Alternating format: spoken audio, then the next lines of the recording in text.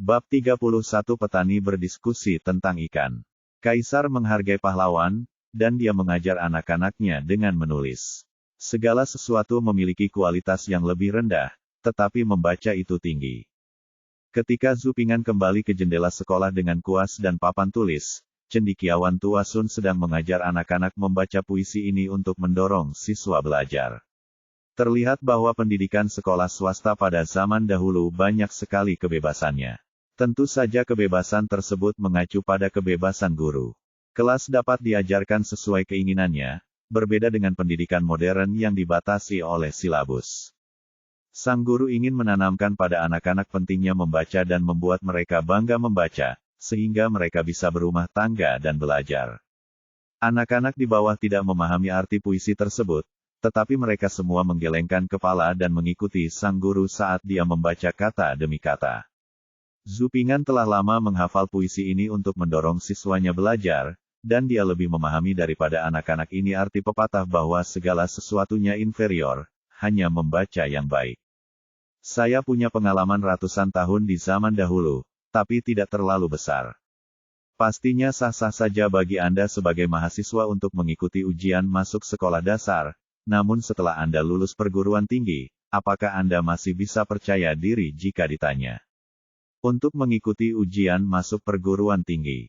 Begitu pula, di zaman dahulu ujian kekaisaran jauh lebih sulit daripada ujian masuk perguruan tinggi dan ujian masuk pascasarjana.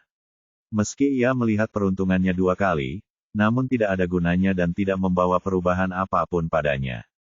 Apalagi ia tidak bisa menyaksikan peruntungannya sendiri. Memikirkan hal ini, Zupingan sekali lagi meletakkan papan hitam di atas batu, menuangkan air dalam tabung bambu ke dalam alur, dan bersiap untuk berlatih kaligrafi. Selama ujian kekaisaran, kaligrafi sangatlah penting pada penguji. Tentu saja ini tentang berlatih dengan tekun. Sun Laoxiu 3%, ketika dia sedang membaca puisi untuk menyemangati siswanya untuk belajar, dia secara tidak sengaja melihat anak laki-laki gemuk nakal di luar sekolah memainkan permainan menyiram batu lagi. Sudah waktunya bagi anak-anak yang lebih besar untuk mulai belajar. Mereka benar-benar tertinggal selangkah demi selangkah. Sang guru menghela nafas tanpa henti dan semakin merasa bahwa anak-anak di sekolah ini harus didisiplinkan dengan ketat, jadi dia membimbing anak-anak untuk membacanya berulang kali. Di luar jendela sekolah, Zupingan mengambil kuas, mencelupkannya ke dalam air, dan mempraktikkan beberapa karakter tradisional Tiongkok yang baru-baru ini dia pelajari di papan tulis. Saya bersusah payah melihat kaligrafi saya perlahan-lahan terbentuk dari liku-liku, dan minat saya untuk berlatih kaligrafi menjadi semakin kuat. Hari akan segera berakhir lagi. Zupingan melihat hari sudah larut dan sudah waktunya sang guru memberikan pekerjaan rumah kepada anak-anak, maka dia mengemasi barang-barangnya, berjalan melewati hutan bambu, mengambil calo tua, dan berjalan menuruni lereng bukit. Calo tua itu dipimpin oleh Zupingan keluar untuk makan rumput akhir-akhir ini, dan bulunya berkilau. Dia juga memaafkan Zupingan karena memotong bulu ekornya, dan menjilat tangan kecil Zupingan dengan penuh kasih sayang dengan lidahnya. Sesampainya di kaki lereng bukit, Zupingan melepaskan calo tua itu dan berjalan perlahan menuju sungai sambil membawa keranjang di punggungnya untuk menangkap ikan. Alirannya yang jernih-jernih, dan permukaan air mengalir perlahan menciptakan nada alami. Dengan telanjang kaki, saya berjalan ke perairan dangkal tepat di bawah betis saya dan mengangkat keranjang ikan. Begitu dia mengangkat keranjang ikan, dia mendengar suara retakan di dalam, suara ekor ikan mengenai keranjang ikan, dan air memercik ke wajah Zupingan. Di dalam keranjang ikan ada seekor ikan lele kuning yang ukurannya hampir setebal pergelangan tangan saya yang kecil, mengibas-ngibaskan ekornya dengan marah di dalam keranjang ikan. Ada juga 5 atau 6 ikan mas perak putih yang panjangnya 7 atau 8 cm di dalam keranjang ikan, dan mereka juga melompat-lompat di keranjang ikan. Melompat-lompat, tapi pintu keluarnya terlalu kecil dan ada duri yang terbuat dari bambu, sehingga mereka tidak berdaya. Jangan marah, Anda akan memberikan kontribusi luar biasa untuk memperkaya meja makan keluarga kita. Melihatmu menari dengan penuh semangat, ayo kita rebus. Namun melihat ikan-ikan ini ditangkap karena rakus akan umpan di keranjang ikan, saya memikirkannya, alasan kenapa saya berulang kali diejek oleh Lolita kecil yang licik juga sama, itu semua disebabkan oleh keserakahan. Namun, coba pikirkan ceker ayamnya yang enak, lembut dan renyah. Dimsum, sepertinya lumayan kalau beberapa kali diledek. Saya mengambil keranjang ikan, memakai sepatu, membawa kuas dan papan kayu hitam, naik ke punggung sapi dan pulang. Ketika saya sampai di rumah, makan malam sedang dimasak di rumah.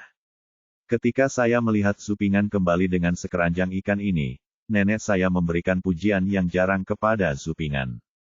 Oh, ikan lele ini besar sekali, cukup enak untuk dijadikan sup ikan. Bibi tertua keluar rumah untuk melihatnya, dengan senyuman di wajahnya. Wah, ikan lelenya enak, saya baru saja bilang, ikan lele sedang menggembala ternak. Pasti enak. Setelah beberapa saat, nenek menaruh ikan itu ke dalam baskom, menjatuhkan 2 tetes minyak untuk membuat ikan itu mengeluarkan endapannya, lalu mengajak menantu perempuannya bekerja untuk makan malam. Supingan berdiri di depan baskom dan berpikir sejenak. Dia kebetulan melihat pamannya keluar dari kamar. Dia pasti mendengar ada ikan dan dia bisa menambahkan hidangan daging untuk makan malam. Telah menjadi vegetarian selama beberapa hari, terlihat bahagia. Supingan memutar matanya, berlari ke depan, menarik lengan baju pamannya, menyeretnya ke baskom dan berkata, "Paman, lihat betapa baiknya ikan-ikan kecil itu berenang di baskom." Mereka sangat bahagia. Paman itu mengangguk tidak setuju. Tapi nenek bilang kamu suka makan sup ikan, dan kamu harus memasaknya nanti.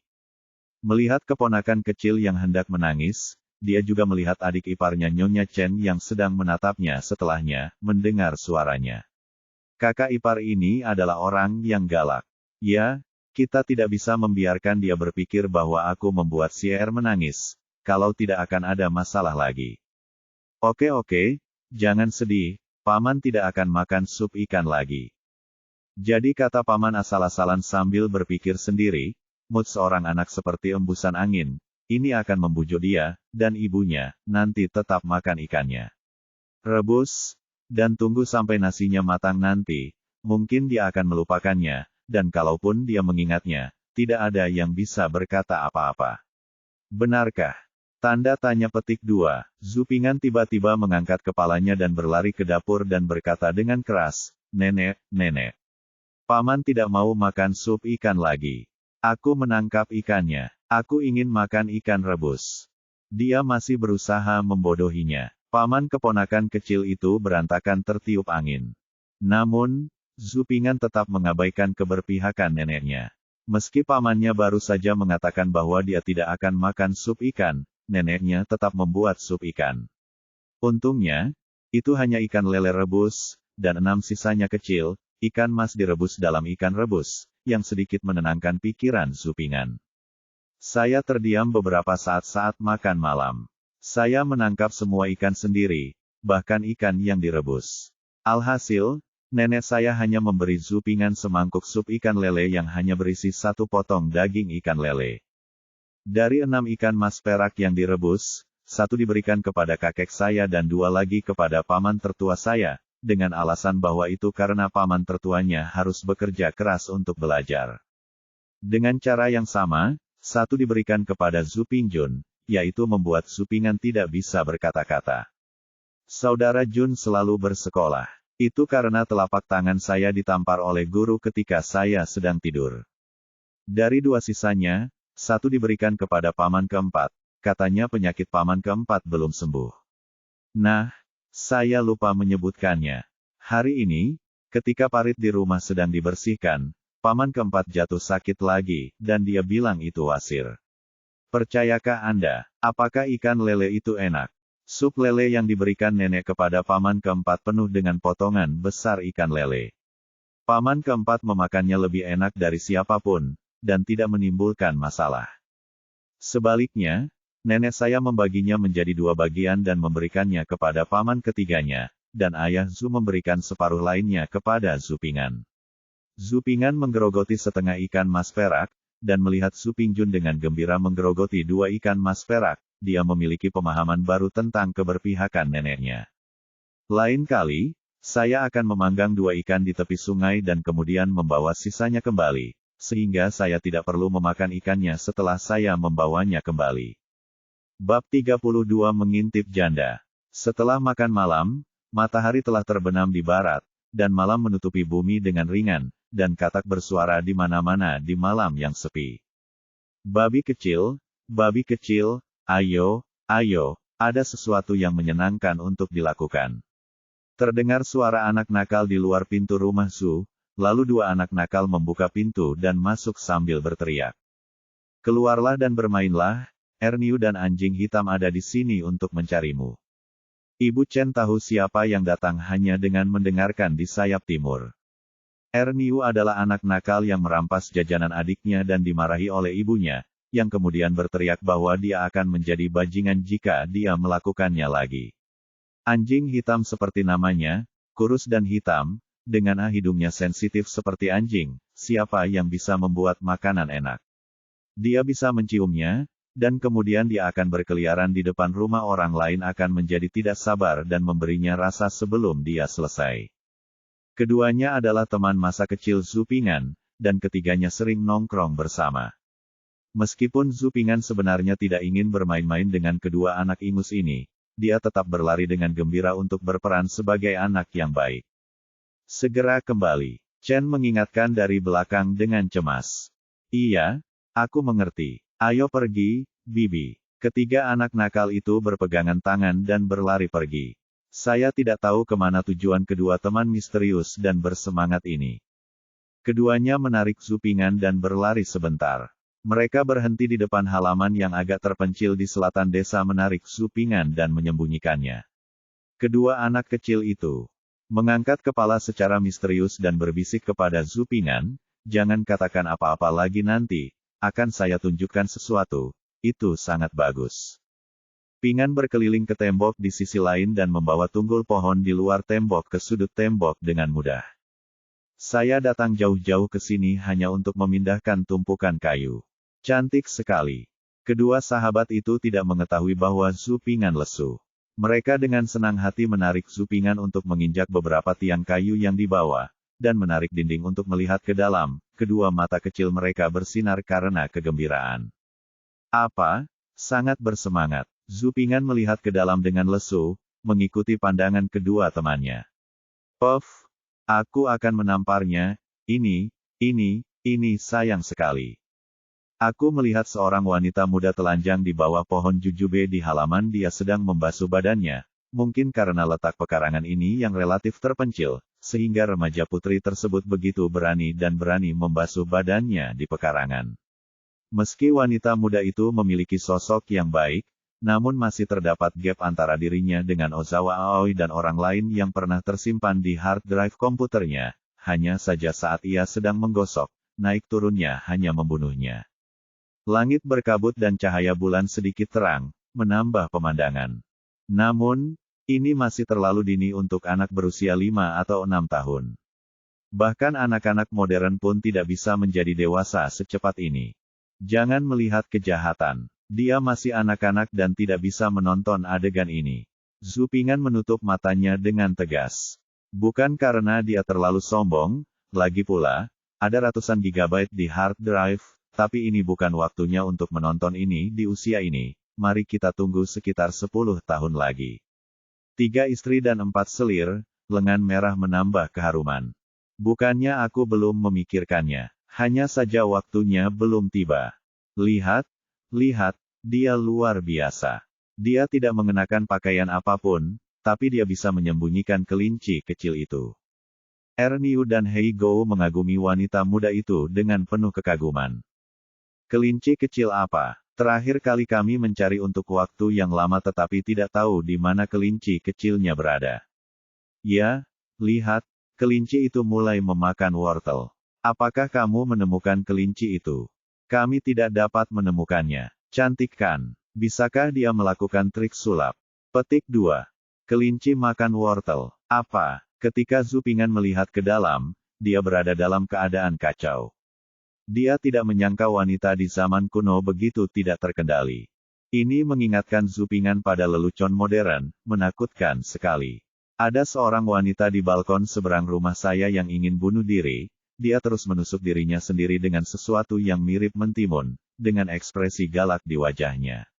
Saya sangat takut. Haruskah saya menelepon 120 dulu? Atau 110? Atau 10.086?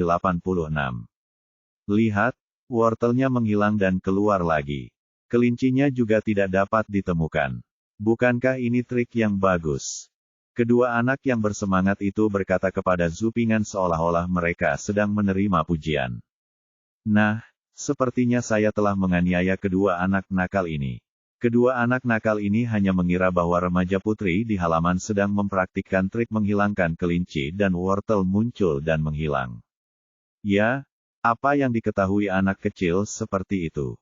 Kedua anak nakal itu begitu terpesona hingga lupa bahwa mereka sedang menginjak tunggul pohon.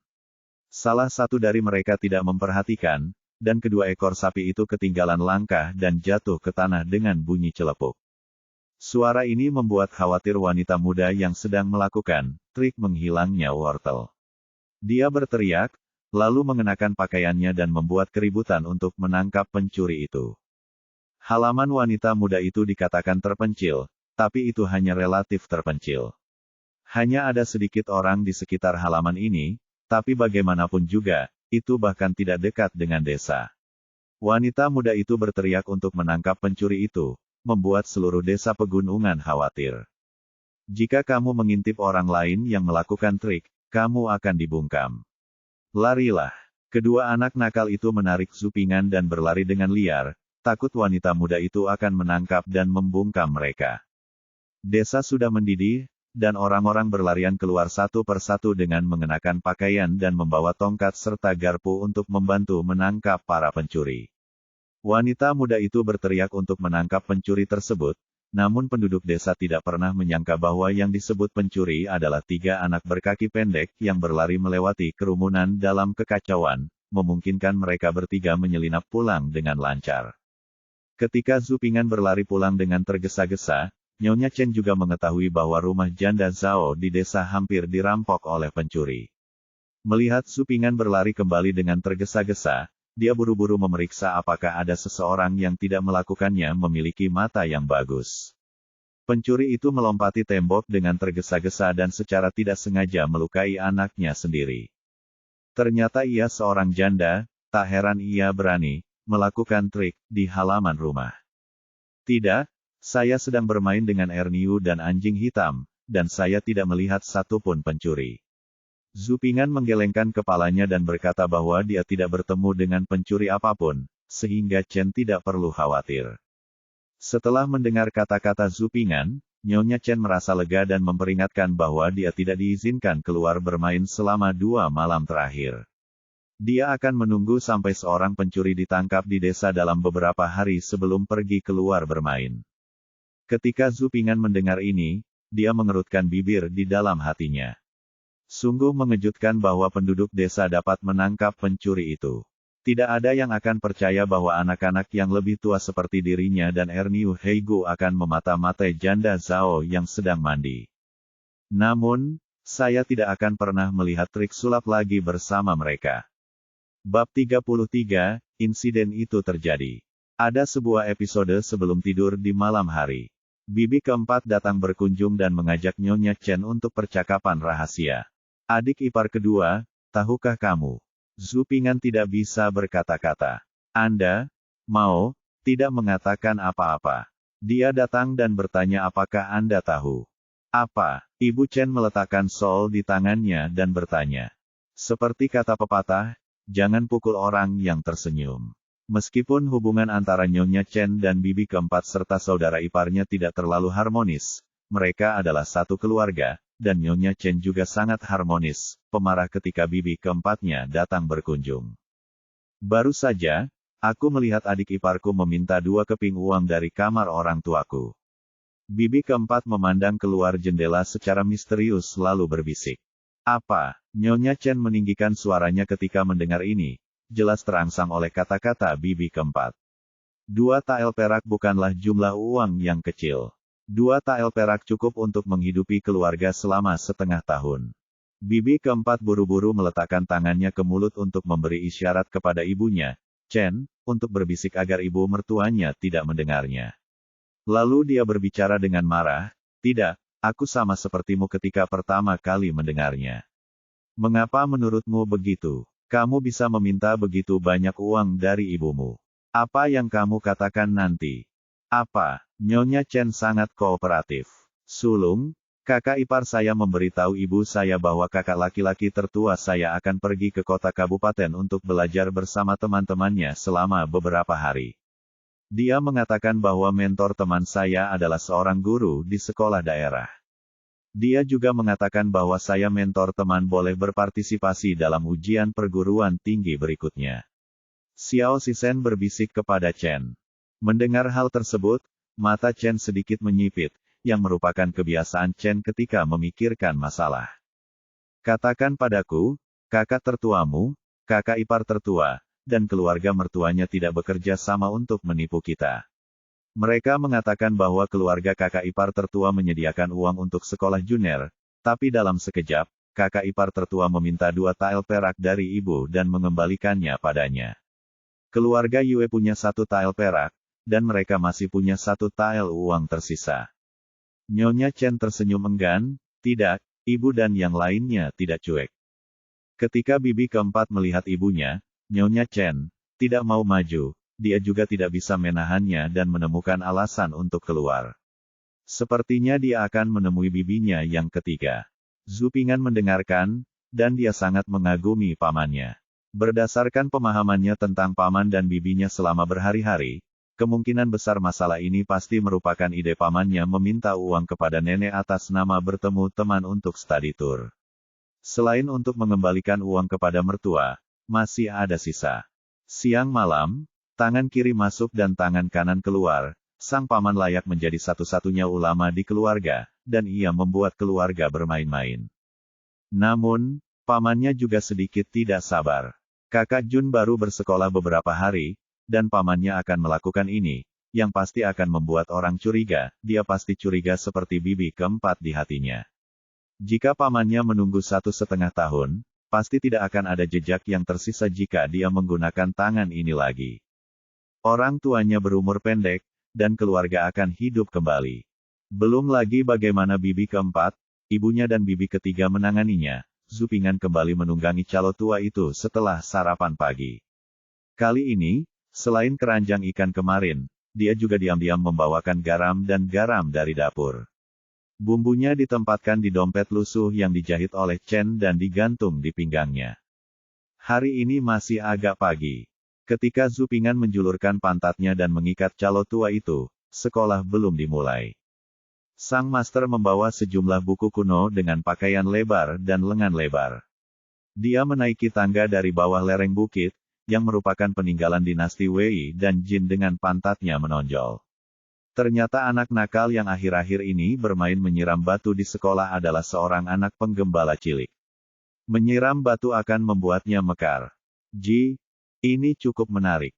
Zhu Ping'an menyadari bahwa ketika guru lewat, dia telah memasuki hutan bambu. Pada mulanya manusia itu alamnya baik.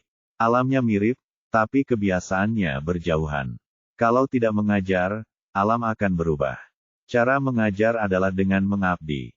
Begitu sang master memasuki sekolah swasta, suara bacaan terdengar di sekolah swasta. Satu persatu anak-anak membaca dan menghafal sutra 3 karakter sambil menggelengkan kepala. Mengambil kelas dan berlatih kaligrafi. Waktu perlahan berlalu, dan matahari berangsur-angsur naik semakin tinggi. Tanpa penutup apapun, Zhu Ping'an sedikit berkeringat karena matahari.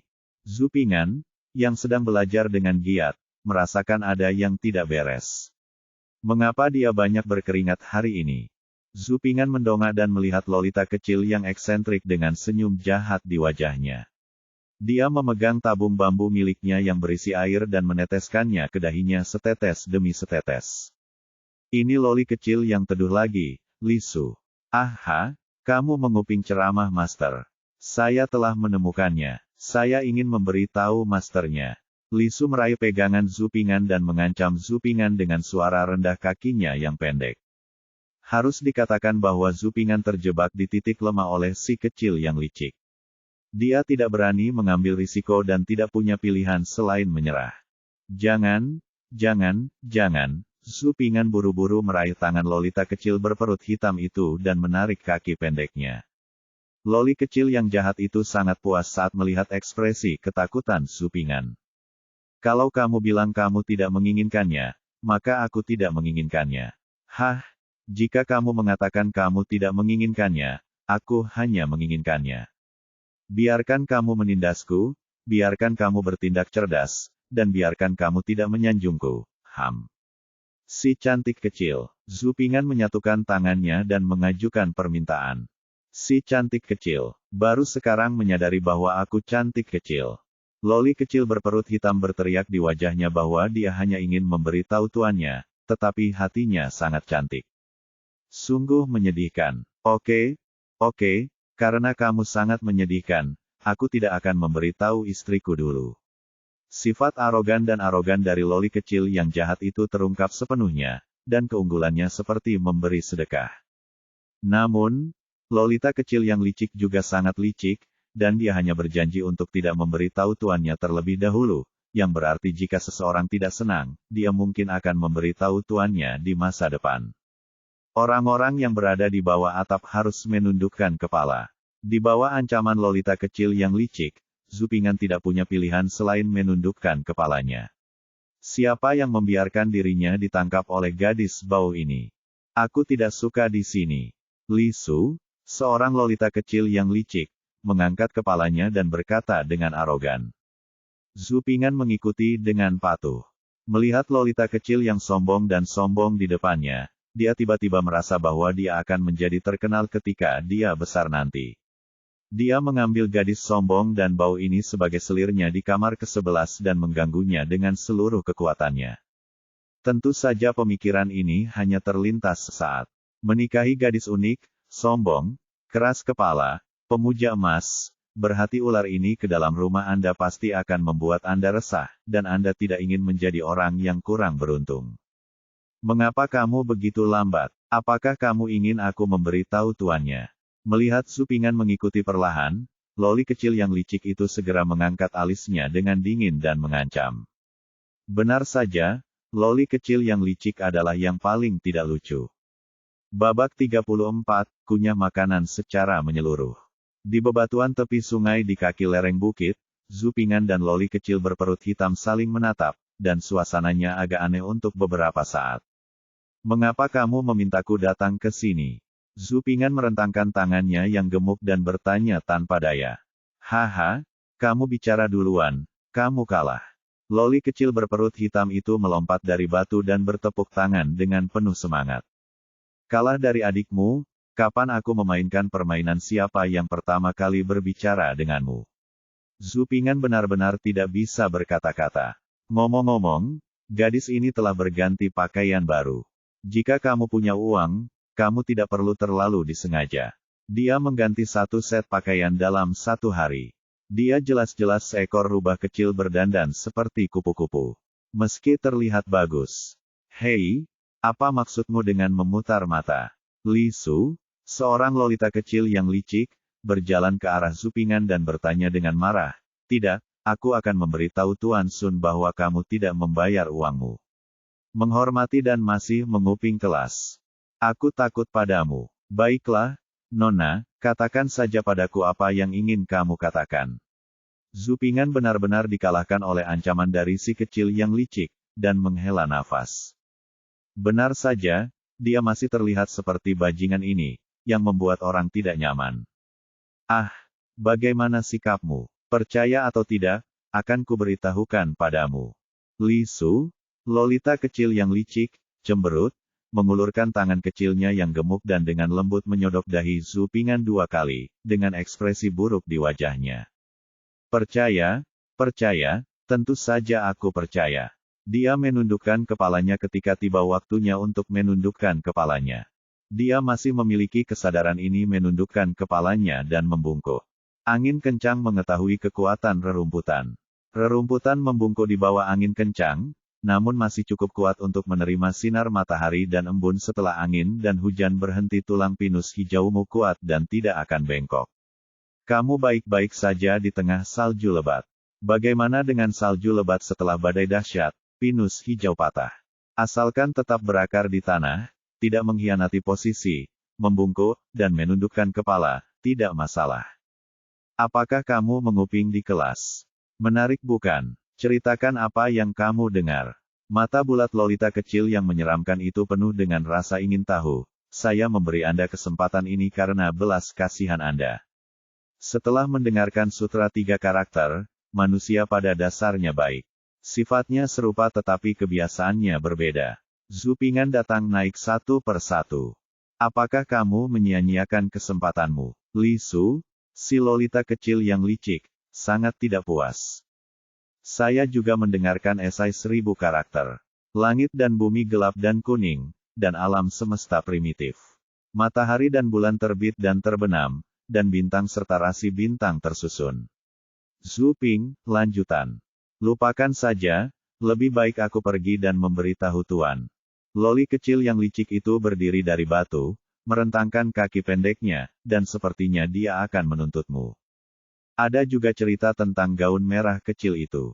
Melihat Loli kecil yang teduh itu kembali bertingkah sok, Zhu Ping'an tak punya pilihan selain menceritakan kisah kunjungannya sebelumnya ke panti asuhan untuk membujuk anak-anak.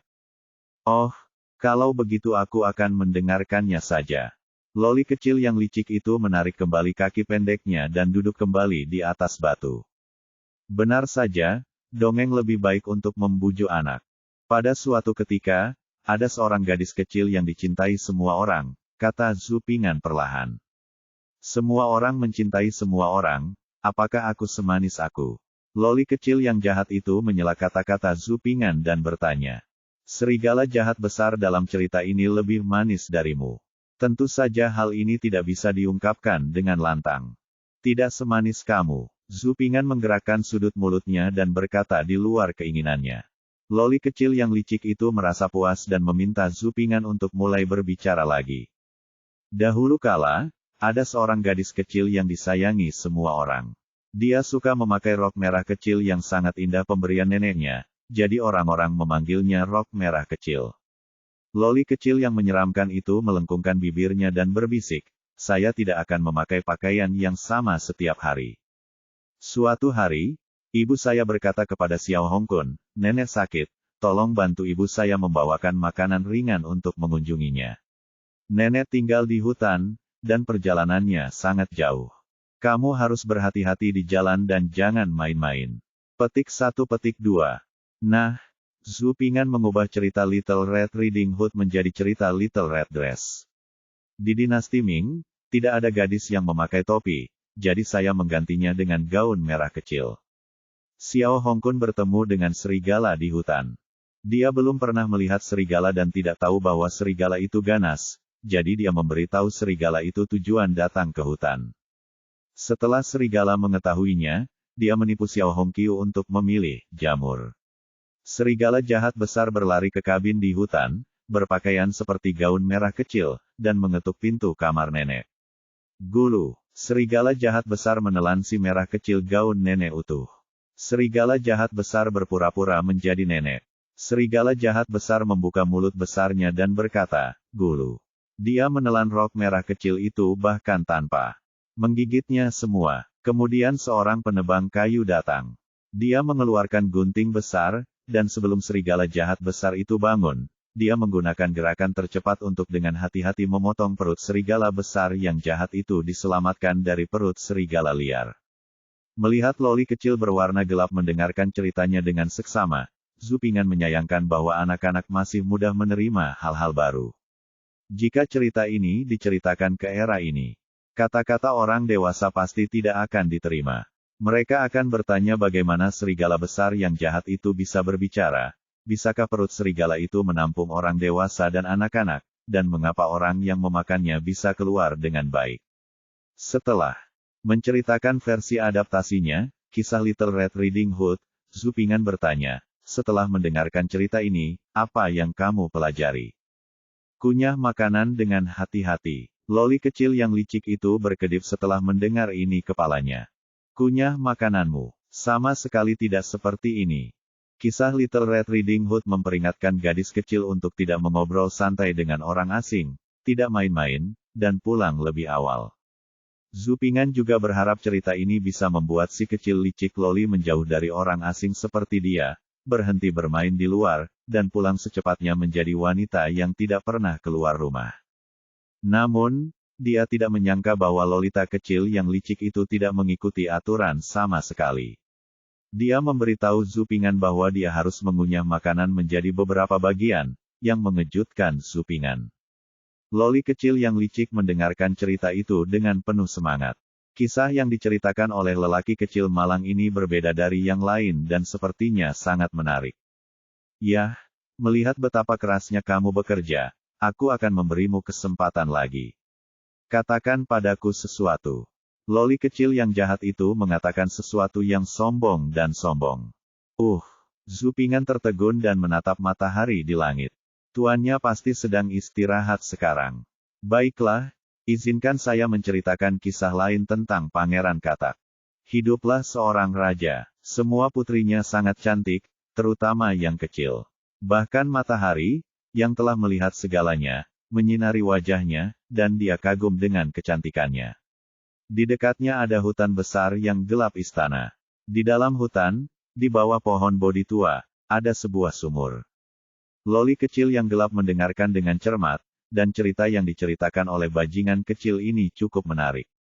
Menarik dan apa yang Anda katakan bagus. Wah, setiap kali matahari menyinari wajahnya, dia dikejutkan dengan kecantikannya. Ups, itu membuat orang sedikit malu. Putri kecil sangat tidak menyukai katak jelek ini. Kapan Zupingan mengatakan ini, dia disela oleh Loli kecil yang licik. Jika itu aku tidak akan lebih menyukai katak jelek ini. Katak itu ingin makan daging angsa. Aku menyukainya. Dialah yang pria terbaik di dunia. Jika dia sarjana nomor 1, saya akan menjadi istri seorang pejabat. Bocah kecil itu begitu tidak tahu malu, memasukkan mahar yuan ke mulutnya setiap hari untuk menjadi istri seorang pejabat.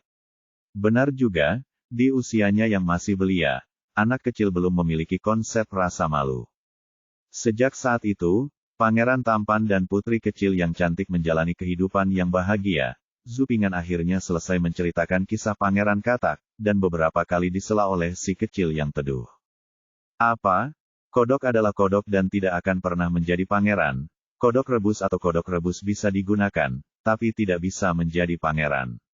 Selamat datang sahabat buku semua untuk datang dan membaca, yang terbaru dan terkini, karya serial tercepat dan terpopuler semuanya ada di sini. Babak 35, aku memberitahu Loli tentang penembakan burung nasar. Zupingan, aku akan memberimu kesempatan lagi. Aku tidak ingin ada katak atau kodok.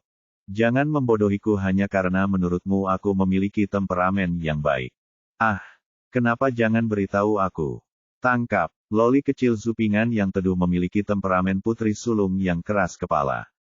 Dia jelas ingin mendengar cerita, tetapi dia memperlakukannya seperti hadiah. Zupingan sangat menyadari bahwa gadis ini jelas bukan seseorang yang bisa dibodohi oleh dongeng biasa. Dia tidak boleh diperlakukan sebagai anak biasa. Izinkan saya menceritakan kisah lain tentang legenda pahlawan condor. Padang rumput yang luas dan tak terbatas, nyanyian dan keterikatan para pahlawan dan wanita cantik, menembak burung nasar dan menarik busur, berlari melewati tembok besar, sungguh luar biasa. The Legend of the Condor Heroes merupakan novel tersukses karya Pak Jin Yong. Apalagi setelah dijadikan serial TV, menjadi hits dan pengaruhnya bertahan puluhan tahun. Dapat dikatakan bahwa tidak ada yang bisa menolak penembakan burung nasar.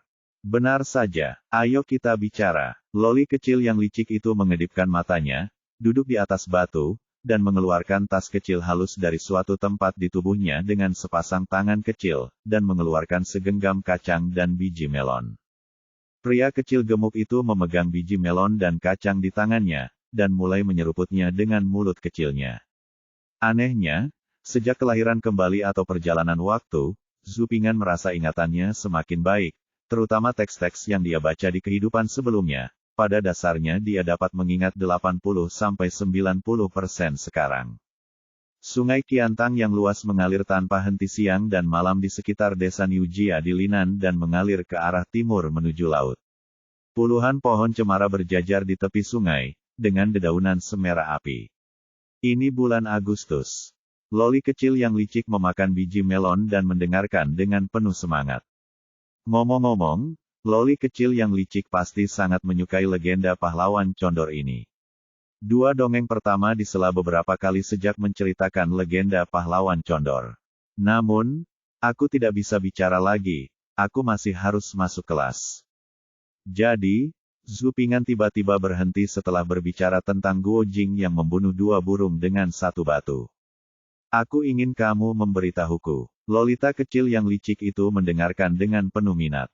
Tanpa diduga, Zhu Ping'an tiba-tiba berhenti berbicara. Dia tidak bisa menahan pipinya yang menggembung, mulutnya cemberut, dan menatap ke arah Zhu Ping'an marah dengan matanya yang besar. Itu saja yang guru katakan. Saya belum mendengar sisanya, kata Zhu Ping'an dengan naif. Pria kecil gemuk itu membuka tabung bambu yang dibawanya dan menyesap air ke dalam mulutnya. Jadi, saya akan mendengarkan ceramah guru. Saya akan menceritakannya kepada Anda besok. Loli kecil yang licik itu sangat enggan. Dia akhirnya mendengar cerita yang bagus dan ingin menyelesaikannya, tetapi dia tidak bisa.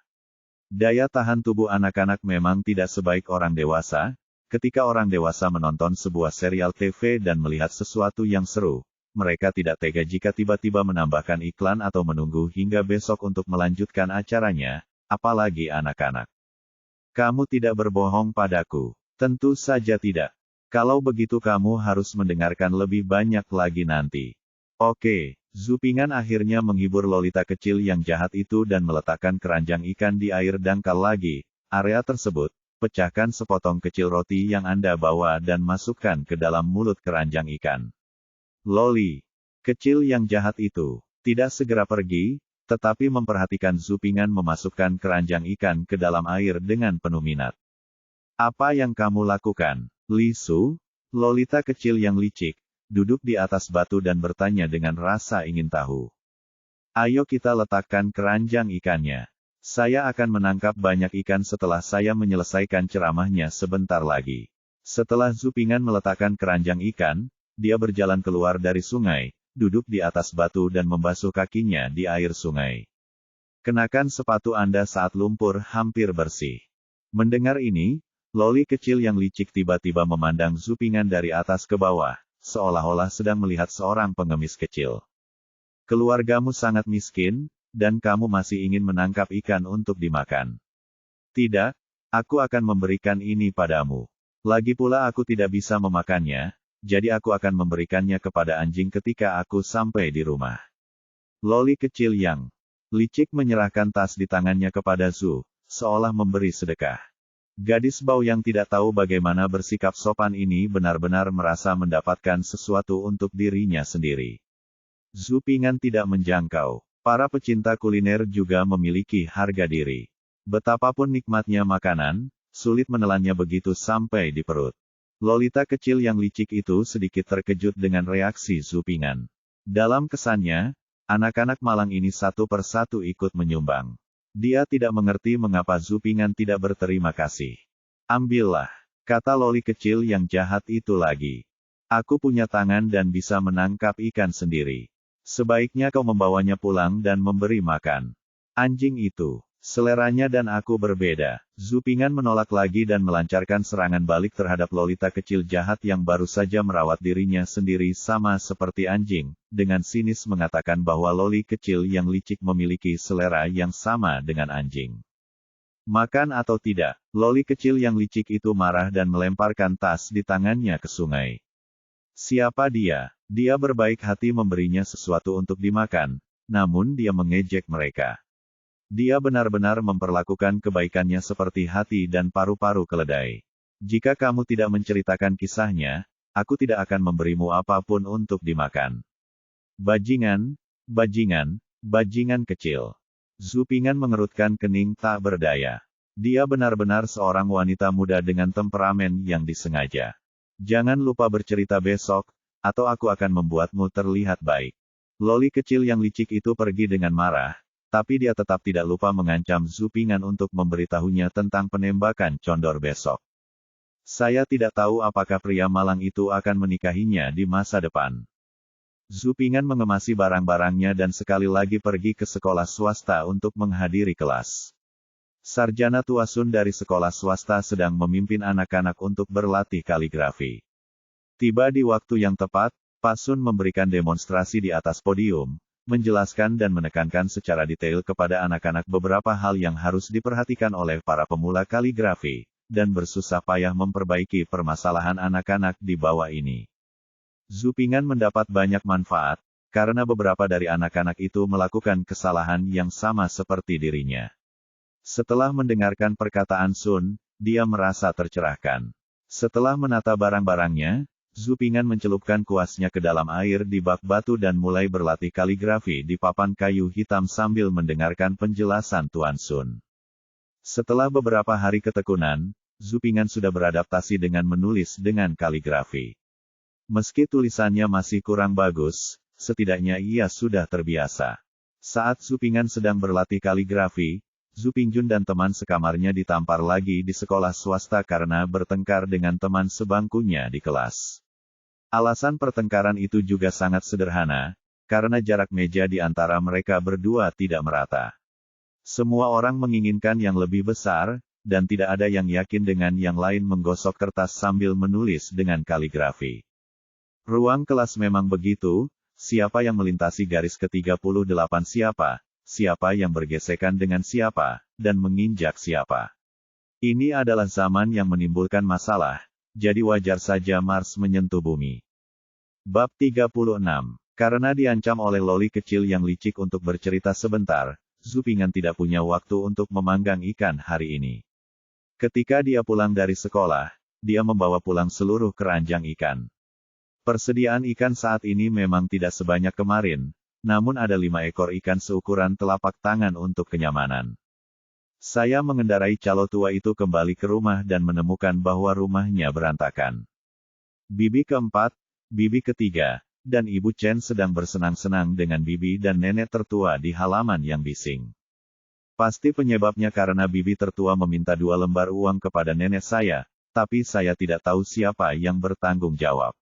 3 lawan 1, nenek tidak mengucapkan sepatah kata pun, ibu tidak bisa menderita, sehingga Zhu Ping'an tidak melangkah maju. Kakak ipar, bukankah kamu berkolusi dengan keluarga mertua untuk mempermainkan kami? Beberapa hari yang lalu, keluarga mertua mengirimi kami banyak uang, dan kemarin kamu meminta $2 dari ibumu. Rentenirnya tidak terlalu tinggi kan? Aku bertanya pada kakak ipar kedua dan adik ipar ketiga. Tanya, kamu bilang kami membuat masalah bagi keluarga dan menghancurkan persaudaraan, jadi kita tidak bisa bertanya lagi. Bibi keempat tampak sedih dan memuntahkan kepahitannya. Bukankah aku sudah memberitahumu? Bukan itu yang kamu pikirkan. Kakak tertuamu akan pergi ke kabupaten selama beberapa hari untuk belajar. Dia pasti akan menjadi sarjana lain kali. Saat itu, keluarga kita akan menikmati pemandangan bersama. Bisa sejajar dengan hakim daerah tanpa harus berlutut. Kalian berempat bersaudara dibebaskan dari pajak dan kerja paksa. Saya tidak memberi tahu Anda. Anda harus mengambil pandangan jangka panjang tentang kamu ketika dia menjadi kaya. Bibi tertua menanggapi dengan baik pertanyaan bibi keempat, dengan senyum cemberut di wajahnya. Sama seperti kakak perempuan yang mencoba membujuk adik perempuannya yang bodoh. Di tengah, kakak iparku mengatakan ini setiap saat, dan aku belum pernah melihat kakak tertuaku mengerti. Kakak dan adik keempat, apa yang baru saja kamu katakan? Senyuman di wajah bibi tertua tidak bisa ditahan, dan senyum itu pecah. Tidak, saya tidak mengatakan apa-apa. Bagaimana kita tahu apakah kakak tertua menggunakan 2 koin ini untuk pergi belajar atau untuk menyenangkan mertuanya? Bibi keempat melambaikan tangannya berulang kali bahwa kesuksesan kakak laki-laki tertua adalah keinginan kakak ipar tertua, tetapi dia tidak berani menyentuhnya. Alis ini hanya membawa topik ke tempat lain. Benar, kakak ipar, $2 bukanlah jumlah uang yang kecil. Jika kita menggunakannya sendiri, Jun'er bisa belajar darinya, dan itu akan cukup bagi babiku untuk belajar darinya juga. Lanjut Ibu Chen. Setelah mendengar ini, bibi tertua memandang ke arah Zhu Ping'an yang sedang mengendarai calo tua di luar pintu dan masuk dengan membawa keranjang ikan. Senyuman di wajahnya agak menghina, tapi dia tetap tersenyum dan berkata, "Kakak kedua dan saudari, aku sedang melihat babi menggembalakan ternak." "Baguslah, kamu lihat babi itu sudah menangkap ikan lagi. Awalnya aku tidak ingin Jun'erku bersekolah di sekolah dasar. Aku ingin dia tetap bekerja di ladang untuk menggembalakan ternak, tetapi peramal bersikeras bahwa Jun'er saya adalah bintang Wenku yang datang ke bumi. Saya bahkan melihat begitu banyak peramal mengatakan ini, dan juga berkata, jika saya tidak menyekolahkan Jun'er, itu akan dilarang oleh Tuhan. Saya sangat takut sehingga saya memberitahu ibu saya di rumah, tetapi saya tidak menyangka neneknya bergegas mengantarkan uang itu." Zhu Ping'an melihat wajah ibunya berubah menjadi hijau ketika bibinya mengatakan itu, sedang memegang pistol dan tongkat, dan dia melihat ibunya akan berdebat pedang dengan bibinya Huasan. Pada saat ini, Zhu Pingjun juga kembali dari sekolah di luar pintu, karena Zhu Ping'an mengendarai calo tua itu lebih cepat. "Bu, aku tidak ingin pergi ke sekolah lagi. Tuan tua itu tidak menyukaiku. Dia menamparkan telapak tanganku setiap hari. Kamu bisa melihat telapak tanganku bengkak. Lagi pula, aku tidak akan pernah pergi ke sekolah lagi." Teriaknya begitu dia memasuki pintu dan mengulurkan tangannya. Sambil memegang tangan kecil yang dipukuli hingga merah oleh tuannya, dia menangis dengan ingus dan air mata dan berkata bahwa dia tidak akan pernah pergi ke sekolah lagi. Meskipun Zhu Ping'an berpakaian sederhana dan memiliki tambalan, dia tetap gemuk. Zhu Pingjun berpakaian bagus, dengan pakaian baru, tetapi wajahnya. Ada pilek dan air mata di wajahnya, dan ada bekas lumpur di wajahnya. Jika dilihat, Zhu Ping'an lebih terlihat seperti siswa sekolah dasar, sedangkan Zhu Pingjun terlihat seperti memakai mahkota seperti monyet, namun dia terlihat seperti penggembala sapi. Ibu Chen melihat pemandangan ini, kemarahan di wajahnya tiba-tiba menghilang, dan dia mengembalikannya kepada bibi tertua dengan ekspresi dan mata yang sama seperti bibi tertua tadi. Bibi tertua begitu terstimulasi oleh ibunya, Nyonya Chen, lalu memandangi putranya yang menangis dan rewel hingga sang guru menamparkan telapak tangannya setiap hari dan tidak pernah ingin bersekolah lagi. Tiba-tiba dia meledak. "Sudah kubilang jangan bersekolah lagi. Sudah kubilang jangan giat belajar di sekolah. Tahukah kamu betapa orang tuamu telah bekerja keras untuk biaya sekolahmu?" Bibi tertua tidak bisa lagi mempertahankan keadaan begitu saja sekarang. Kakak iparnya sangat marah hingga tidak bisa menahan amarahnya. Mereka meraih Zhu Pingjun dengan satu tangan, mengambil sapu yang disisihkan, dan menamparnya di pantat Zhu Pingjun. "Oh, kakak ipar, jika kamu marah, jangan pukul anak itu. Apa yang diketahui Jun'er di usia semuda itu? Jangan hancurkan Wen Kuxing, seseorang yang ingin menderita." Apa yang dia katakan terdengar seperti dia melindungi Zhu Ping, tapi nyatanya, apa yang dia katakan adalah mengejek bibi tertua. "Kakak ipar, kamu baru saja mengatakan berapa banyak uang yang kamu habiskan untuk pendidikan Jun'er. Apa aku tidak salah dengar? Bukankah kamu bilang sekolah Jun'er dibiayai oleh keluarga mertua?" Bibi keempat memiliki telinga yang tajam dan menangkap kata-kata bibi tertua. Bibi ketiga yang diam juga angkat bicara, "Saya juga mendengar kakak ipar saya mengatakan itu." Bibi, yang sedang menguliahi putranya berhenti ketika dia mendengar ini, dan Zhu Pingjun melepaskan diri dari tangannya dan tidak lari pergi. Kai, hanya berbaring di tanah dan berguling-guling, menangis keras sambil berguling, "Pukul aku sampai mati, pukul aku sampai mati. Lagi pula, aku tidak akan pernah pergi ke sekolah lagi." Dia berubah menjadi monyet lumpur, dengan dua garis air mata putih keluar dari wajahnya, sangat kontras dengan lumpur di wajahnya. Masih ada dua ingus berlumpur yang menggantung di hidungnya, dan dia menangis terseduh-seduh. "Saudara Jun, bangunlah, lantainya kotor." Loli Yuer kecil dengan takut-takut muncul dari sudut, berjalan ke arah Zhu Pingjun dan membujuk. Zhu Pingjun menendang dirinya sendiri dan mengabaikan Xiao Yuer. Zhu Ping'an juga turun dari punggung calo tua itu dan berjalan dengan keranjang ikan. Dia melihat ke arah Zhu Pingjun, yang seperti monyet lumpur, dan kemudian ke Xiao Yuer, yang mengedipkan matanya yang besar dan berair, meminta bantuan, dan berbicara. Satu kalimat. Ayo pergi, Xiao Yuer. Adikku menangkap beberapa ikan dari sungai. Ayo kita taruh di baskom untuk dimainkan. Ada ikan dengan punggung berwarna-warni, yang sangat indah. Kata Zhu Ping'an sambil menarik Xiao Yuer membawa keranjang ikan dan berjalan ke sumur di halaman, di mana terdapat baskom air. Ada ikan yang kelihatannya bagus, tunggu aku akan pergi juga. Zhu Pingjun, yang berguling-guling dan menangis di tanah, berhenti menangis ketika dia mendengar ada sesuatu yang menyenangkan dan menyenangkan untuk dilihat. Dia bangkit dari tanah dan merentangkan lumpurnya. Menyeka air mata dan ingus dengan cakarnya, dia berlari mengejar Zhu Ping'an seperti orang normal. Semua orang di halaman melihat pemandangan ini dengan tatapan kosong. Kemudian, bibi keempat bereaksi lebih dulu dan bertanya kepada bibi tertua, "Kakak ipar, kamu belum menjawab apa yang baru saja aku dan kakak ipar ketiga katakan. Bukankah pendidikan junior dibiayai oleh keluarga Yue? Kenapa kamu dan kakak tertua menghabiskannya? Apakah kamu kuat?" "Benar, kakak ipar, kamu harus memberi tahu kami." Petik 2. Ya, kakak ipar. Bab 37, Perebutan air antar desa tetangga. Kayu bakar, beras, minyak, garam, kecap, cuka, teh. Hal-hal yang bising dan mengganggu adalah praktik yang tidak dapat dihindari dalam sebuah keluarga besar. Kompleks keluarga Zhu tidak bisa tenang sampai makan malam. Pada akhirnya, masalah itu terselesaikan karena campur tangan kakek yang kuat. Sayangnya kelima ikan yang saya tangkap semuanya dimasak oleh bibi keempat dengan perasaan tidak puas, dan ikannya semuanya gosong. Saya belum pernah mencicipi ikan yang begitu buruk. Pamannya tidak muncul di meja makan karena dia mengambil uang itu dan pergi belajar di daerah pagi-pagi sekali. Padahal, kalau dipikir-pikir, sang paman cukup tidak setia. Dia mengambil uang itu dan pergi keluar untuk hidup santai, meninggalkan bibinya untuk mengatasi keraguan dan pertanyaan beberapa saudara iparnya. Bibi tertua sangat protektif terhadap pamannya, dan tidak ada yang bisa mengatakan hal buruk tentang pamannya.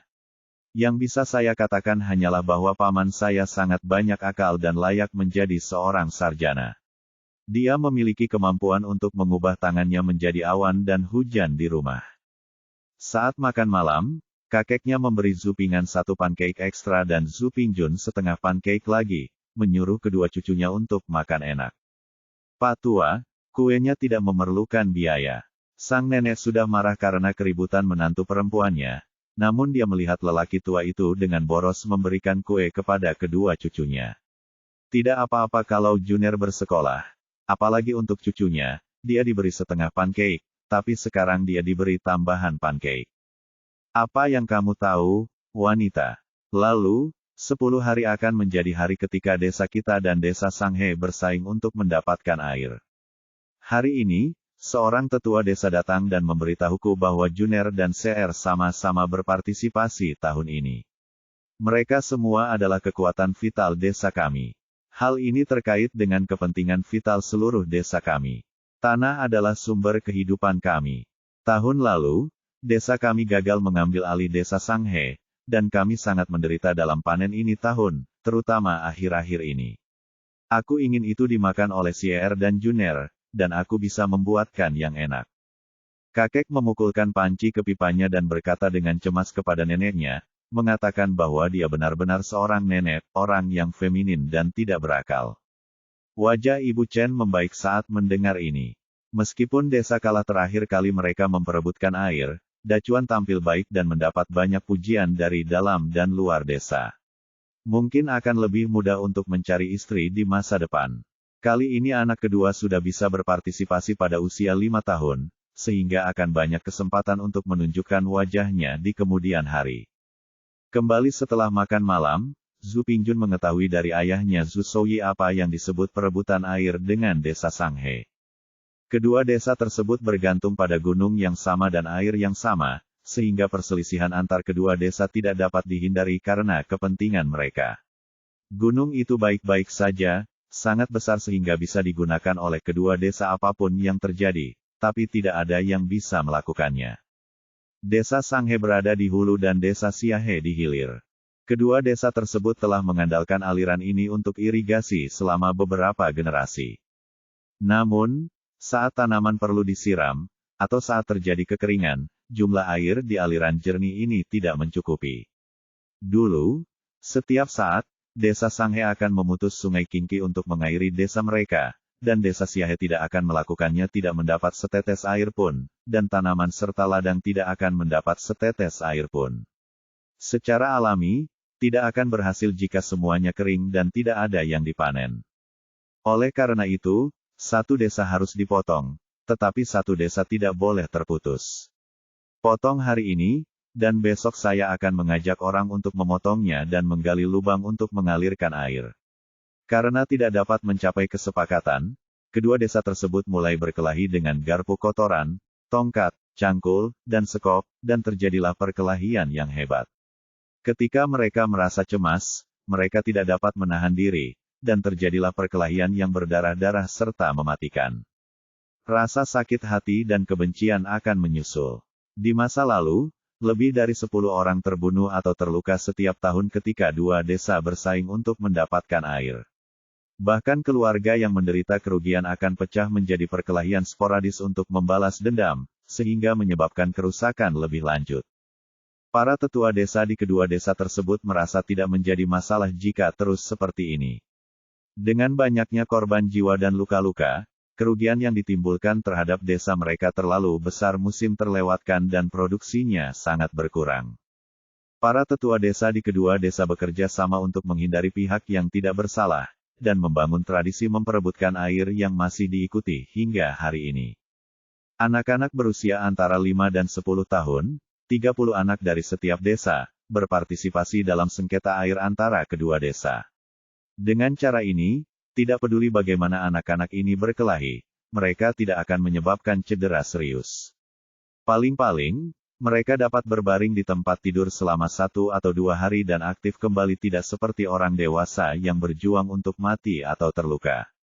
Ada juga seperangkat aturan bagi 60 anak untuk bersaing memperebutkan air. Jika tidak, bagaimana mereka menilai pemenang atau pecundang?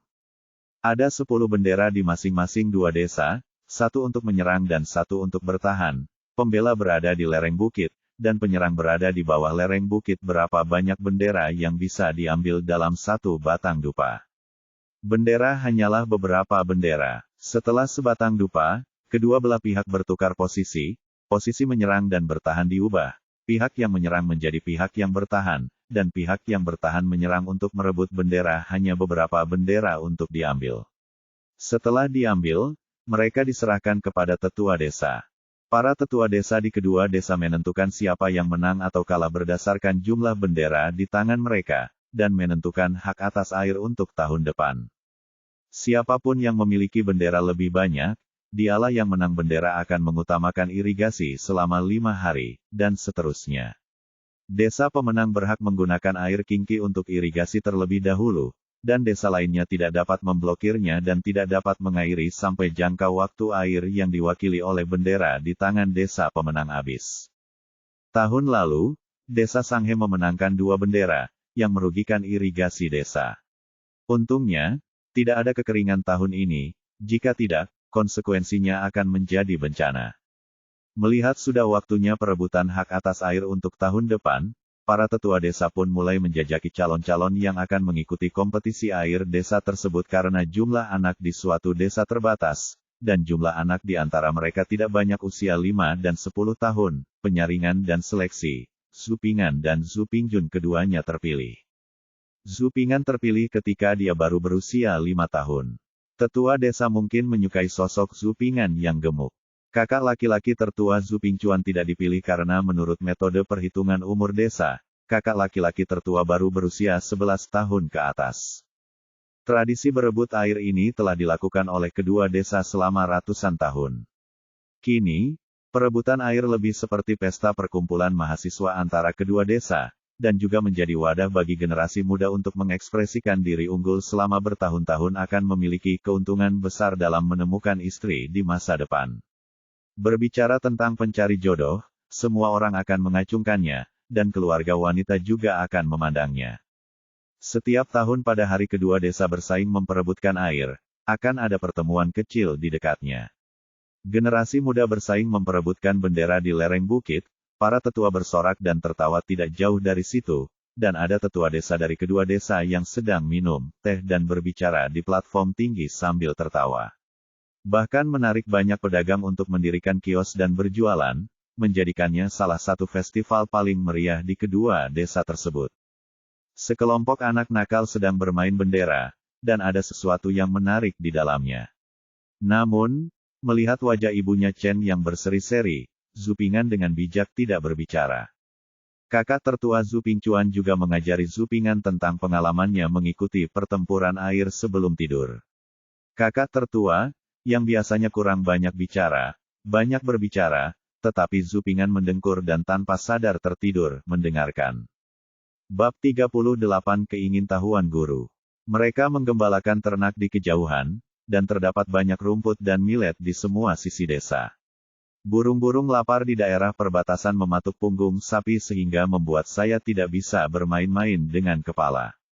Langit cerah dan matahari terbit di timur. Zhu Ping'an sekali lagi menunggangi seekor lembu dan memulai perjalanan hari baru menggembala lembu dan membujuk Lolita. Saat sarapan, suara bibiku menyemangati kakak Jun untuk pergi ke sekolah dan mengambil hadiah utama, yang membuat ibuku Chen sangat iri. Saat aku pergi menunggangi lembu, kesepian dan kehilangan ibuku muncul di benakku dari waktu ke waktu. Kamu harus bekerja keras untuk mencari nafkah untuk ibumu. Musim gugur adalah saat tanaman membutuhkan air, 1 air, 2 air, dan 3 air. Saat tanaman sudah matang, mereka membutuhkan setidaknya 3 kali penyiraman untuk mendapatkan panen yang lebih baik. Namun, pada musim tanaman membutuhkan air, cuaca kurang baik dan hampir sebulan tidak turun hujan. Zhu Ping'an sedang menunggangi seekor sapi jantan melalui jalan desa pegunungan dan melihat tanaman di kedua sisi jalan jelas-jelas kekurangan air. Saat menunggangi seekor lembu melintasi jembatan, Anda bisa melihat dengan mata telanjang ketinggian air sungai yang jernih sudah turun, dan tiang jembatan yang kemarin terendam air sungai sudah terlihat. Di lereng bukit, Loli kecil yang licik sepertinya sudah lama menunggunya, cemberut di atas kuda merah kecilnya dengan ekspresi jijik di wajahnya.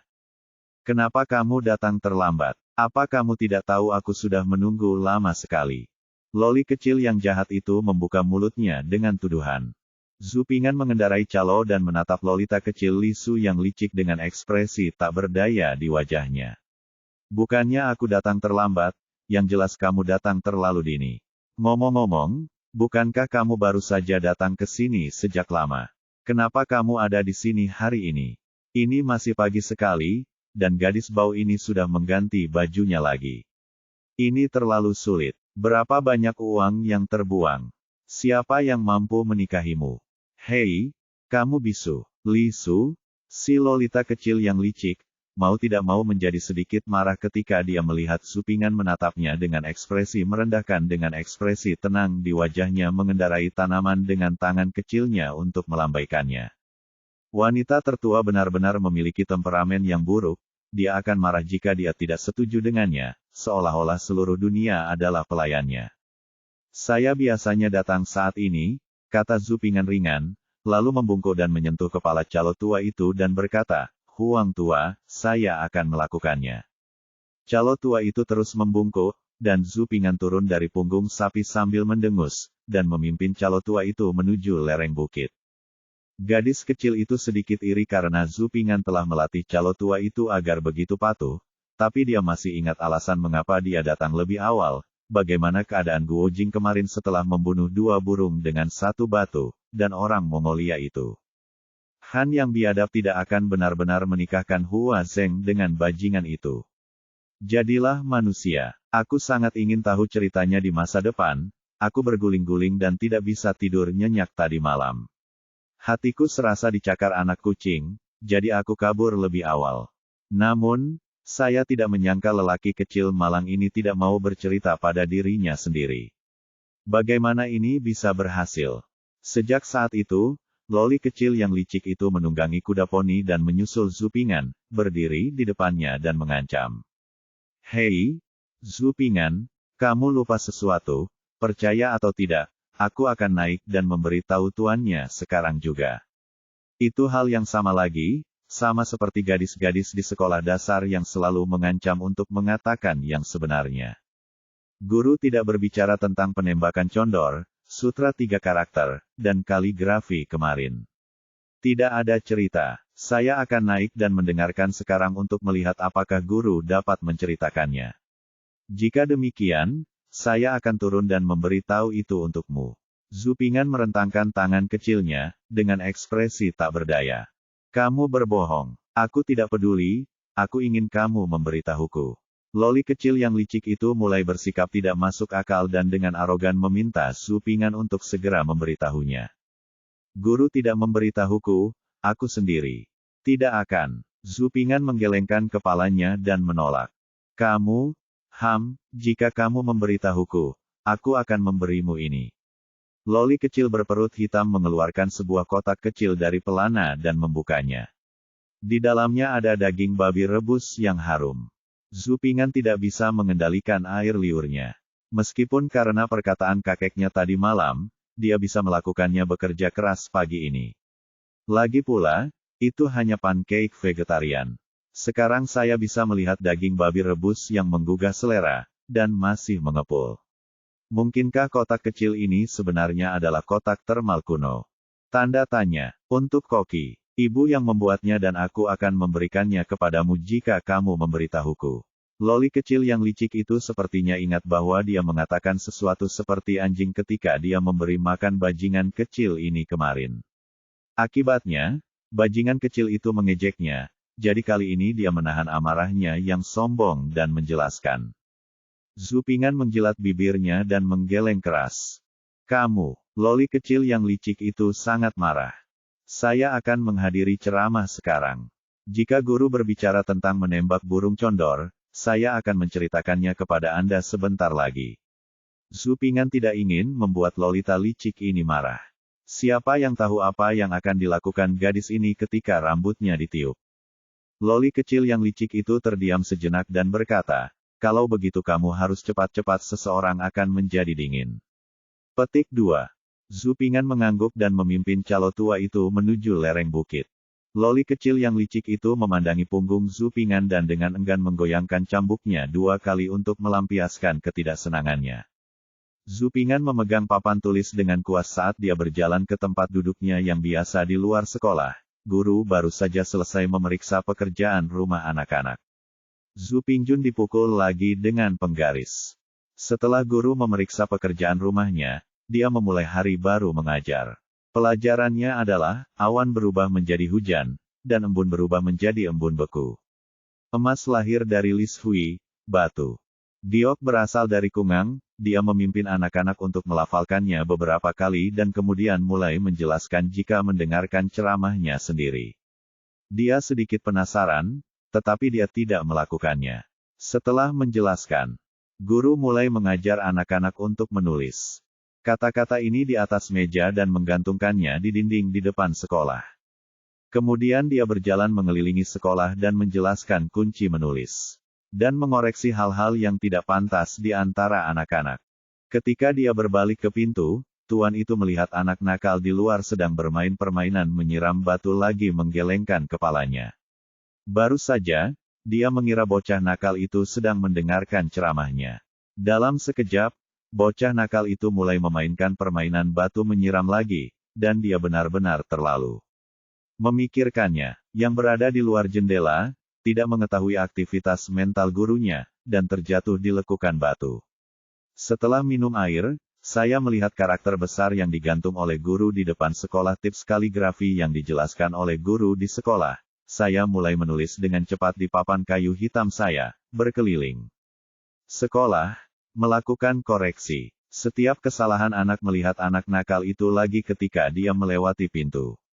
Anak laki-laki itu tidak lagi memainkan permainan menyiram batu, melainkan memainkan permainan baru, memegang sebatang bambu kecil di atas batu tersebut.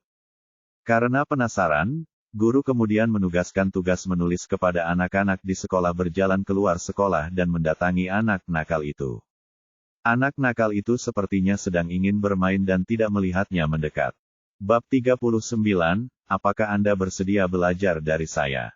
Guru Sun menghampiri Zhu Ping'an, penasaran ingin melihat permainan apa yang dimainkan anak nakal itu. Saat matanya tertuju pada tangan anak nakal itu, waktu seolah berhenti. Tangan Tuan Tua Sun mengelus janggutnya sekali lagi tanpa sadar mencabut beberapa janggut putihnya. Terlihat bocah nakal itu sedang memegang kuas sederhana yang terbuat dari bambu tipis dan bulu binatang, mencelupkan air ke dalam lekukan batu, menulis di papan kayu hitam, dan menulis dengan penuh semangat. Tinta yang terbuat dari air jernih jatuh ke papan kayu hitam dan hanya bertahan sebentar, namun terlihat jelas bahwa bocah nakal ini, bukan, tulisan tangan anak rajin ini sudah lebih bagus dari anak terbaik di sekolah. Kuas tulis adalah kuas tulis kualitas rendah, bangku tempat saya duduk adalah batu yang tidak rata, tintanya dituangkan air ke alurnya, dan kertasnya adalah papan hitam yang diletakkan di atas batu yang tidak rata. Namun, ia menulis dengan sangat serius hingga ia bahkan tidak menyeka keringat di wajahnya. Setelah papan kayu tersebut terendam air, ia menggunakan kuas untuk menulis langsung di papan kayu yang berisi air tersebut sangat rapi. Ini sangat kontras dengan bocah nakal yang kukira sebelumnya, dan menyebabkan dampak visual yang serius. Ini adalah sepotong batu giok kasar yang diberikan Tuhan kepadaku, bisa diukir. Kamu anak nakal, apakah kamu mau belajar dariku? Sun Lao Siucai mau tidak mau bertanya sambil memutar-mutar janggutnya. Ketika Zhu Ping'an, yang sedang menulis dengan serius, mendengar ini, dia hampir membuang kuasnya karena terkejut. Suara itu sangat familiar. Kejutan itu bukan karena apa yang dikatakan Tuan Sun. Zhu Ping'an tidak bisa meminta hal ini. Bagaimana dia bisa terkejut? Alasan utama dari keterkejutan itu adalah karena suara yang tiba-tiba datang ketika dia sedang berkonsentrasi refleks terkondisi. Namun, di mata Sarjana Tua Sun, ini adalah tanda kegembiraan yang besar. Tentu saja, Zhu Ping'an tidak memenuhi harapan Sarjana Tua Sun. Bagaimanapun, ada jiwa yang dewasa di tubuhnya. Zhu Ping'an berdiri dari batu, wajahnya yang tembem tampak bersemangat namun tiba-tiba menjadi sangat kecewa. Setelah saya ketahuan menyontek di kelas, saya tidak dimarahi, tetapi dihargai, jadi tentu saja saya senang, tetapi memikirkan pertengkaran seluruh keluarga hanya karena 2 keping uang, jika saya mengusulkan untuk mengeluarkan uang untuk mendidik diri sendiri, itu akan terjadi menjadi masalah besar, jadi jangan dipikirkan, jadi kalah. Tuan Sun menganggap bocah lelaki gemuk di depannya itu sangat menarik, wajahnya tampak berubah. Kenapa? Kamu tidak mau? Tuan Sun bertanya dengan berpura-pura serius. Zhu Ping'an buru-buru menjabat tangannya yang gemuk dan berkata dengan ekspresi kecewa, ya, saya bersedia. Hanya saja keluarga saya miskin dan tidak ada uang untuk saya belajar di sekolah dasar.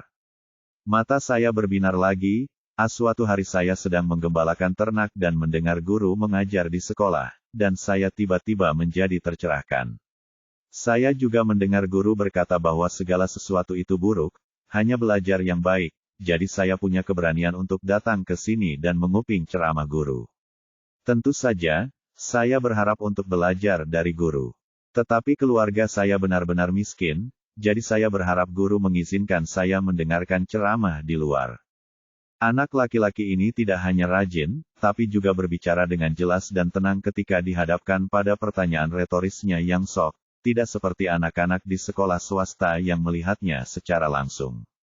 Aku tidak tahu harus berbuat apa dengan tanganku yang kotor.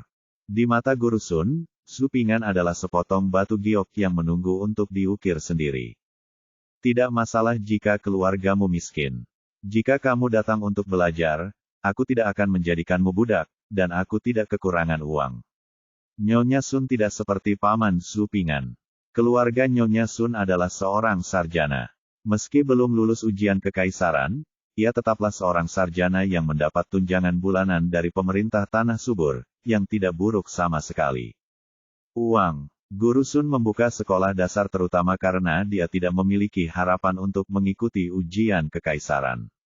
Dia ingin melakukan bagiannya untuk mengembangkan beberapa bakat untuk negara, tetapi juga untuk membina beberapa orang yang berpengetahuan untuk klannya sendiri dan desanya sendiri. Dia berharap agar sang murid mewujudkan keinginan yang belum mampu dia wujudkan. Tidak masalah, aku tidak akan menerimamu sebagai murid. Besok aku akan secara resmi menerimamu untuk belajar di perpustakaan. Sarjana Tuasun memilin janggutnya dan tersenyum acuh tak acuh. Jika Anda mengambil pelajaran, Anda akan dihargai, Anda bisa belajar dari orang lain, dan Anda bisa berkultivasi tanpa hambatan. Rentetan kejutan seperti itu, seperti kue yang jatuh dari langit, membuat Zhu Ping'an, yang tidak pernah beruntung sejak perjalanan waktu, merasa sedikit tidak nyata. Terima kasih, Guru. Zhu Ping'an sangat berterima kasih kepada cendekiawan Tuasun. Dia adalah seorang guru yang benar-benar terhormat dan bisa disebut seorang pria yang berbudi luhur. Sun Lao Xiucai berpikir bahwa Zhu Ping'an sangat bersyukur sehingga dia ingin berlutut untuk berterima kasih padanya. Dia bahkan lebih puas dengan karakter Zhu Ping'an. Dia benar-benar memiliki hati yang murni, jadi dia segera mengulurkan tangannya untuk menghentikan Zhu Ping'an. Jangan cemas, belum terlambat untuk memberi penghormatan kepada Konfusius besok. Sun Lao Xiucai menyentuh kepala Zhu Ping'an dan berkata, sekian untuk hari ini. Setelah kamu memberi penghormatan kepada guru besok, kamu akan melakukannya, bisa masuk perpustakaan untuk belajar. Kembalilah dan beritahu orang tuamu, seperti yang dikatakan guru, saya tidak ingin kamu ditahan, datang saja dan belajar. Anda pertama kali memuja patung Konfusius dan melakukan upacara pemagangan sebelum Anda dapat belajar secara resmi. Selain itu, pemagangan umumnya memilih waktu yang tepat, mana yang lebih khusus. Karena pertimbangan inilah pula Sarjana Tuasun tidak membiarkan Zhu Ping'an menjadi muridnya sekarang. Terima kasih, Guru. Saya akan memberitahu orang tua saya ketika saya kembali nanti. Zhu Ping'an mengungkapkan rasa terima kasihnya dari lubuk hatinya yang paling dalam. Kamu dapat kembali dan memberitahu orang yang lebih tua sesegera mungkin. Kamu harus belajar keras setelah kelas besok, jika tidak, penguasa master tidak akan kenal ampun. Setelah Sarjana Tuasun mengatur untuk Zhu Ping'an, dia pergi ke sekolah untuk melanjutkan mengajar, dan mengumpulkan sepotong bakat yang dapat dikembangkan. Cendekiawan Tuasun merasa tubuhnya tampak sedikit lebih kuat lagi, dan dia bisa berjalan lebih mudah. Zhu Ping'an terus mendengarkan kelas di luar. Yang satu berbicara dengan serius dan yang lain mendengarkan dengan cermat. Sungguh memalukan bagi Lolita kecil licik yang telah menunggu di luar hutan bambu untuk mendengar cerita penembakan condor. Li Su menunggu di sebelah kiri hingga Zhu Ping'an tidak datang, dan di sebelah kanan menunggu Zhu Ping tidak akan datang. Gadis kecil yang sombong itu tidak tahan lagi, jadi dia pergi dengan cambuknya dan berjalan menuju sekolah swasta. Saya pikir, saya harus memberi pelajaran pada lelaki kecil malang itu. Zhu Ping'an memperhatikan loli kecil yang licik itu segera setelah dia keluar dari hutan bambu. Bagaimanapun, dia baru saja ditakuti oleh tuannya, dan dia menjadi lebih waspada. Jadi dia secara alami memperhatikan loli kecil yang licik itu datang. Mengapa bibi kecil ini ada di sini?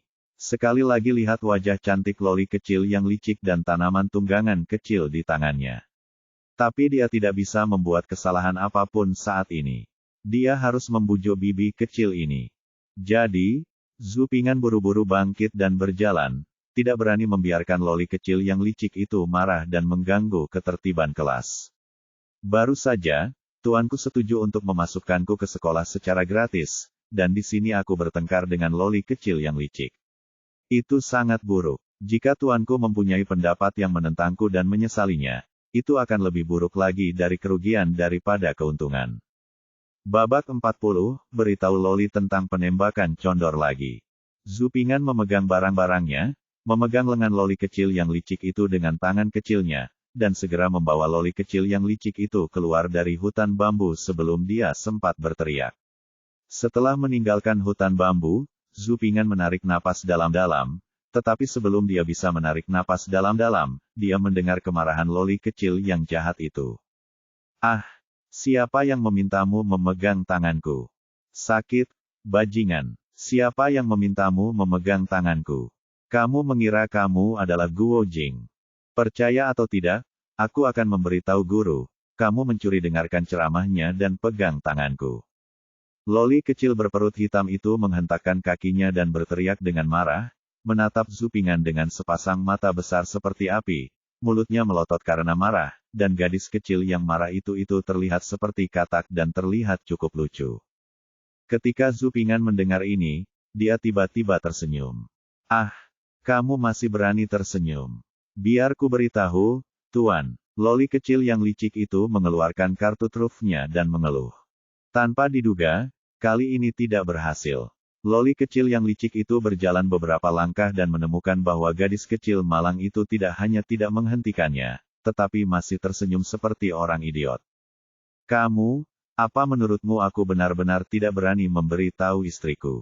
Loli kecil yang jahat itu mengedipkan matanya yang besar dan mengancam akan menggertak. Jangan takut, Zhu Ping'an mengangguk. Loli kecil yang licik itu sangat marah dengan penampilan Zhu Ping'an sebagai seorang bujangan dengan babi berkulit tebal yang tidak takut air mendidih. Baru saja, guru mengetahui bahwa saya membolos.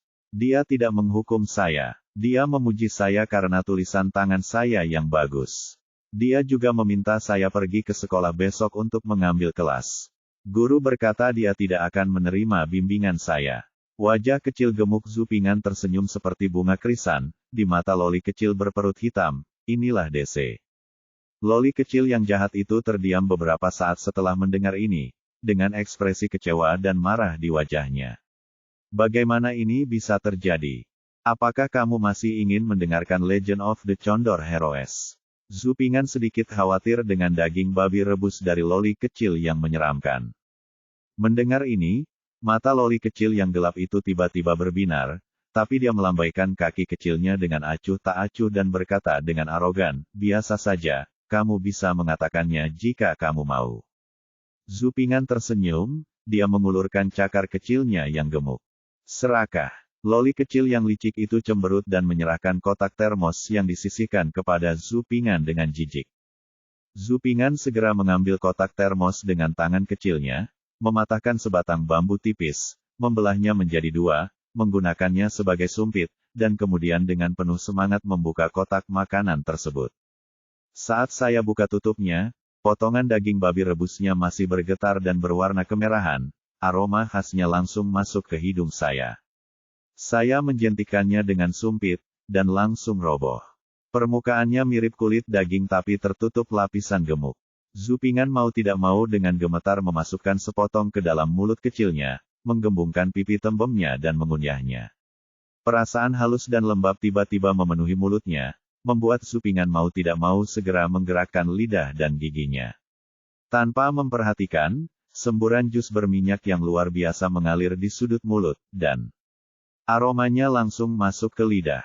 Saya hanya iri pada saus yang direbus, tetapi tidak pada peri. Loli kecil yang licik melihat kebajikan Zhu Ping'an yang tidak berguna, dan wajah cantiknya penuh dengan penghinaan terhadapnya. Melihat Zhu Ping'an memejamkan mata dan mengenang sisa rasa yang tak ada habisnya, Loli kecil yang licik itu berhenti, dan berkata dengan jijik. Kamu sudah selesai atau belum? Cepatlah. Rasa sisa Zhu Ping'an dibalik oleh sela Loli kecil yang licik, dan melihat pada ekspresi tidak sabar dari Loli kecil yang licik, diam-diam menertawakan dirinya sendiri bahwa dia menjadi semakin seperti anak kecil semakin dia hidup. Oke, mari kita lanjutkan bicara tentang menekuk busur dan menembak burung nasar. Zhu Ping'an menemukan sebidang rumput dan duduk, meletakkan kotak makanan di pangkuannya, dan mulai berbicara sambil makan. Loli kecil yang licik mengambil tikar entah dari mana, meletakkannya di atas rumput, dan duduk dengan nyaman, memakan biji melon dan mendengarkan pembicaraan Zhu Ping'an tentang condor shooting. Kisah Zhu Ping'an penuh dengan emosi dan emosi, berfokus pada karya klasik itu sendiri, diselingi dengan interpretasi drama TV terhadap novel. Loli kecil yang licik mendengarkan dengan sangat hati-hati, terutama bagian di mana Huang Rong pulih dari seorang pengemis dan menyamar sebagai seorang wanita untuk bertemu Guo Jing. Tiba-tiba seseorang di belakangnya tersenyum lembut. Guo Jing menoleh. Terdengar suara air dan sebuah perahu kecil melayang keluar dari pepohonan. Dia melihat seorang wanita mendayung dengan dayung di buritan perahu. Dia mengenakan selendang rambut panjang, dan berpakaian putih. Rambutnya diikat dengan batangan emas. Guo Jing tercengang saat melihat gadis itu berpakaian seperti peri. Perahu itu perlahan mendekat, dan dia melihat bahwa wanita itu baru berusia sekitar 15 atau 16 tahun, Kulitnya seindah salju, dan wajahnya begitu cantik sehingga dia tidak tahan melihatnya. Guo Jing merasakan bunga yang mempesona, dan dia tidak berani melihat lagi mundur beberapa langkah. Gadis itu menggoyangkan perahunya ke pantai dan berteriak, "Saudara Jing, ayo naik." Guo Jing terkejut dan berbalik untuk melihat gadis itu tersenyum cerah. Pakaiannya berkibar lembut tertiup angin menggosok matanya dengan tangannya. Gadis itu tersenyum dan berkata, "Apa?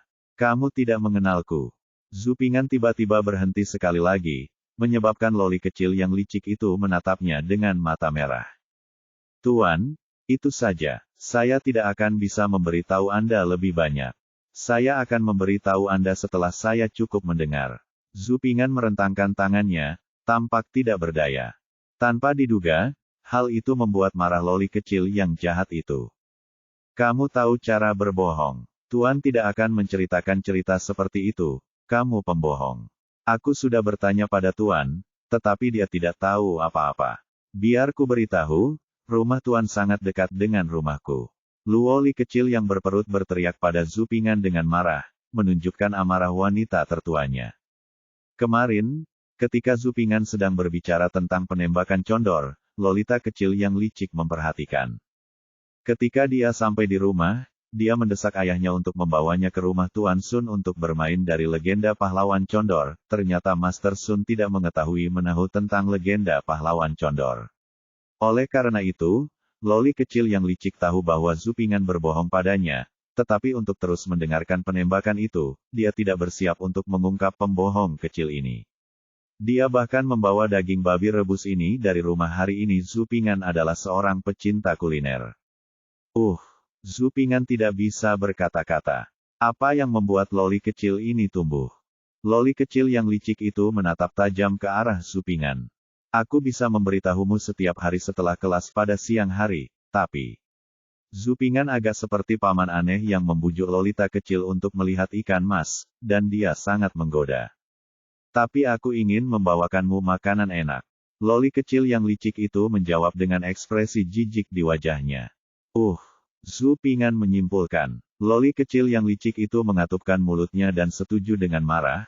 "Pembohong kecil, jika kamu tidak berbicara dengan baik, aku akan menambahkan bumbu ke makananmu." Zhu Ping'an mendengar pria kecil gemuk itu saat dia menderita Lolita kecil yang licik. "Besok kamu harus tepat waktu, pembohong kecil." Zhu Ping'an. Loli kecil yang licik itu memelototi Zhu Ping'an dan berkata dengan marah. Zhu Ping'an mengangguk.